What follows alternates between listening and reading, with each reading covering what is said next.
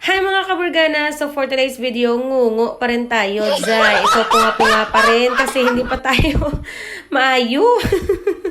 So ayan, as you can see, ang ating cake base ay chocolate moist cake at chocolate ganache ang filling natin. Tapos ang size ng cake natin is 8x5 at ang gamit kong cake drum dyan is 14 inches kasi medyo maraming details yung nasa front ng ating cake. So ayan, ang size nga natin ay 8x5. Tapos, ang ating theme ay plumber theme cake. Akala ko talaga mag-pronounce plumber. Yun pala ay plumber. Customer ko pa talaga yung nag-correction sa akin. So, ayan. After nga niya, naglalagay na tayo dito ng ating drip. Sa sinasabi ko nga, ang ating drip ay gawa lang sa ating tira-tirang frosting, tapos nilalagyan ko lang ng food color na gusto ng ating client o yung sa inspo ng ating client. So, dito nilagyan ko yan ng navy blue at royal blue at medyo konting green para ma-achieve ko itong kulay na ito.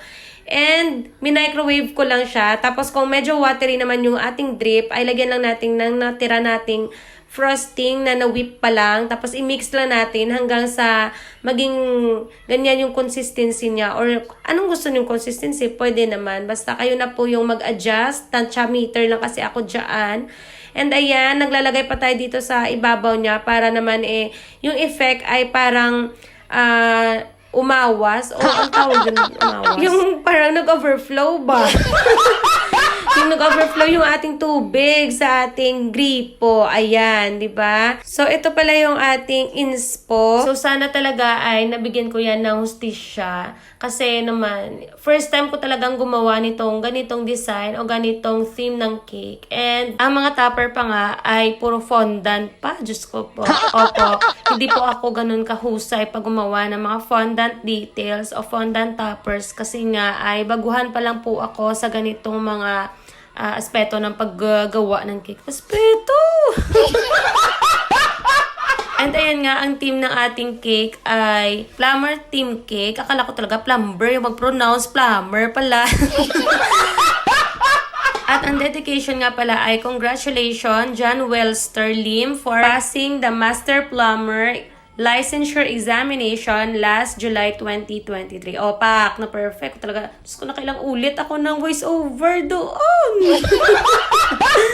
So, dito na nga tayo sa pangalawang cake natin. Diyos ko, boses ko, nawawala na talaga. So, dito, ang ating cake base ay ubi chiffon and ubi filling na may ubi halaya talaga siya, guys. So, ayan, request kasi ng client natin na ubi flavor itong cake natin na isa.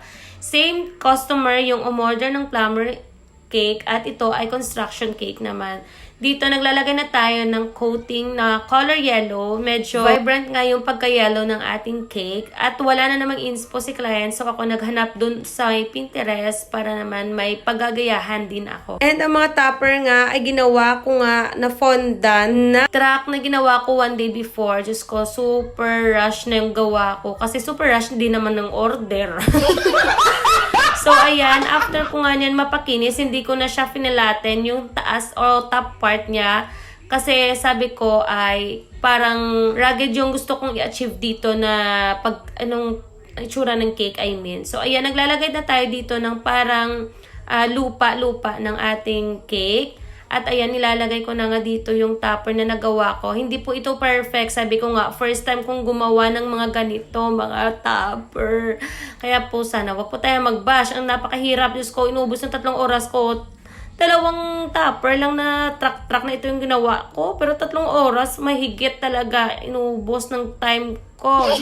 Sorry po talaga, hindi ko na po na-video yung mga fondant topper kasi nagfo-focus po talaga ako pag first time kong ginagawa yung mga fondant topper. Sabi ko nga, hindi nga ako dito expert sa paggawa. At nangangapa pa ako sa mga technique and tips sa mga fondant na ganitong paggawa. And alam nyo guys, as a baker, gusto ko din na masatisfied yung ating customer sa mga final outcome. Hindi lang dapat sa itsura and syempre dapat sa lasa. And ito na nga ang ating final look ng ating cake. Sana ay nagustuhan nyo ang ating final outcome kasi nagustuhan to ng ating customer and gusto ko rin magpa-thank you and shout out si Sir Junjun ni Aloy sa laging pag-order and sa Lim family sa pag-trust sa akin. Thank you so much guys for watching. Please follow me for more cake videos and please share this video. Bye!